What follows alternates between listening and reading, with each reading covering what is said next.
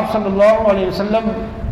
کی وفات 12 ربیع الاول کو ہوئی ہے، اور اس پر تمام علماء کا اتفاق ہے کہ آپ کی وفات 12 ربیع الاول ہے، اور 12 ربیع الاول صحابہ پر بہت بھاری گزرا ہے۔ صحابہ بے چین تھے، پریشان تھے، اتنا غم تھا کہ بے ہوش ہو گئے، پریشان ہو گئے، کچھ اچھا نہیں لگ رہا۔ آپ صلی اللہ علیہ وسلم کی وفات کے بعد بلال مدینہ چھوڑ کر چلے گئے کہ میں مدینہ نہیں رہوں گا، پہلے میں اذان دیتا تھا اشہد ان محمد رسول اللہ پر، نبی کی طرف یوں اشارہ کرتا تھا، آج میں اذان دوں گا، نبی سامنے نہیں ہوں گا، مجھ سے برداشت نہیں ہوگا، مدینہ چھوڑ کر چلے گئے۔ تو صحابہ پر یہ اتنا غم طاری تھا، اور یہاں تک کہ حضرت عمر رضی اللہ تعالیٰ عنہ کہنے لگے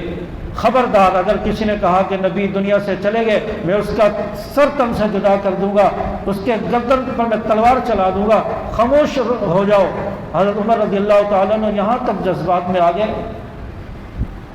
چاچا حضرت ابو بکر صدیق نے پھر آ کر تسلی دی، چاچا آپ صلی اللہ علیہ وسلم کی وفات 12 ربیع الاول ہے، اور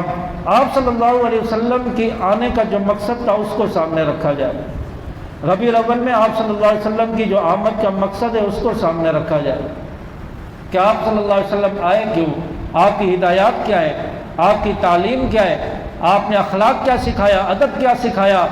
آپ کی سیرت کیا ہے، اس کا مطالعہ کیا جائے، صحابہ نے سیرت پر عمل کیسے کیا اس کو دیکھ کر زندگی ایسے گزاری جائے۔ یہ ہے اصل عشق رسول، یہ ہے اصل محبت۔ دعوے تو عشق رسول کے، چہرے پر داڑھی ہے نہیں،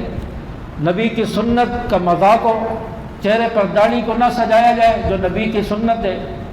نبی سے عشق کا دعویٰ ہو، نمازیں پڑھتا نہ ہو، یہ کیسا عشق رسول ہے؟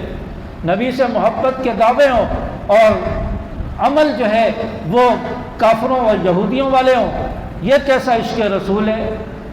جس سے محبت ہوتی ہے انسان اس کی بات کو فالو کرتا ہے، اس کو اپناتا ہے۔ چنانچہ آپ صلی اللہ علیہ وسلم کی آمد کے مقصد کو سامنے رکھا جائے اور آپ صلی اللہ علیہ وسلم کی تعلیمات کے مطابق زندگی گزاری جائے۔